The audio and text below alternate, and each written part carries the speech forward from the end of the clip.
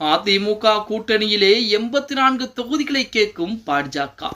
கடுப்பிலே எடப்பாடி பழனிசாமி. நண்பர்களே, அதிமுக தொண்டர்களாக இருந்தீங்க அப்படின்னா மறக்காம நம்ம சேனலை சப்ஸ்கிரைப் பண்ணிட்டு இந்த வீடியோக்கு ஒரு லைக் பண்ணிருங்க. அனைத்திந்திய அண்ணா திராவிட முன்னேற்ற கழகத்தை பொறுத்த வரைக்கும் எடப்பாடி பழனிசாமி பொதுச்செயலராக மக்களை காப்போம் தமிழகத்தை மீட்போம் என்ற தலைப்பிலே சூறாவளி சுற்றுப்பயணம் செய்து கொண்டிருக்கிறார் அப்படிங்கிற செய்திகளை நம்ம அனைவருக்குமே தெரியும். அதிமுக பாஜக கூட்டணி என்பது ஒரு புறத்திலே அமைந்திருந்தாலும் ஓபிஎஸ் டிடி தினகரன் போன்ற நபர்கள்லாம் அந்த கூட்டணியிலிருந்து வெளியேறியிருக்காங்க. அதற்கு முக்கியமான காரணம் எடப்பாடி பழனிசாமி அப்படின்னு சொல்லப்பட்டாலும் அதற்கு பின்புலத்திலே இருப்பது என்ன அப்படின்னா அதிமுகவிலே அவர்கள் இணைய வேண்டும். 2026 சட்டமன்ற தேர்தலுக்கு முன்பாகவே அதிமுகவில் இணைந்து கொள்ள வேண்டும். அப்படி இணையாவிட்டால் அதிமுக பாஜக கூட்டணி வெற்றி வாய்ப்பை மட்டும் பதிவு செய்து விட்டால் அடுத்த 5 ஆண்டுகள் 10 ஆண்டுகள் கூட அவர்கள் அதிமுகவில் இணைய முடியாது அப்படிங்கிற தகவல் நம்ம அனைவருக்கும் தெரியும்.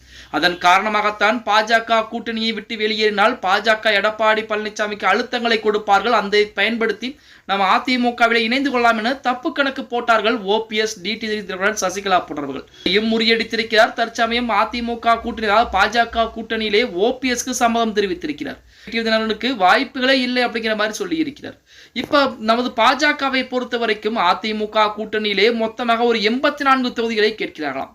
அதுவும் பாஜக டிடி தினகரன் ஓபிஎஸ் பாமக தமாக என மொத்த கட்சிகளும் சேர்த்து மொத்தமாக ஒரு 84 தொகுதிகளை இதுவரைக்கும் எடப்பாடி பழனிசாமியிடம் கேட்டிருப்பதாக செய்திகள் என்பது வெளியாகி கொண்டிருக்கிறது. அதிலே பாத்தீங்கன்னா பாமகவிற்கு குறிப்பிட்ட தொகுதியும் அதே போல பாஜகவிற்கு 35 தொகுதிகள் வரைக்கும் ஒதுக்கப்பட இருப்பதாகவும் பாமகவிற்கு 25 தொகுதிகள் வரைக்கும் ஒதுக்கப்பட இருப்பதாகவும் சொல்றாங்க.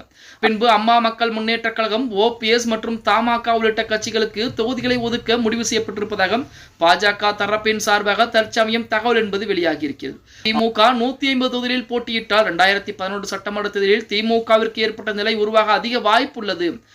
அதிமுகவால் தனி பெரும்பான்மையுடன் ஆட்சி அமைக்க முடியாது அப்படிங்கிற மாதிரி பாஜக எண்ணங்களை வைத்திருக்கிறது. அதன் காரணமாகத்தான் பாமக தமாக அதே போல ஓபிஎஸ் டிடி தினகரன் போன்ற நபர்கள் எல்லாம் சேர்த்து பாஜக மொத்தமாக 84 தொகுதிகளை கேட்டுக்கொண்டிருப்பதாகவும் அதற்கு எடப்பாடி பழனிசாமி ஆலோசனை செய்துவிட்டு உங்களுக்கு தொகுதிகளை ஒதுக்குகிறோம் அப்படிங்கிற மாதிரி சொல்லி இருப்பதாக செய்திகள் என்பது வெளியாகி கொண்டிருக்கிறது.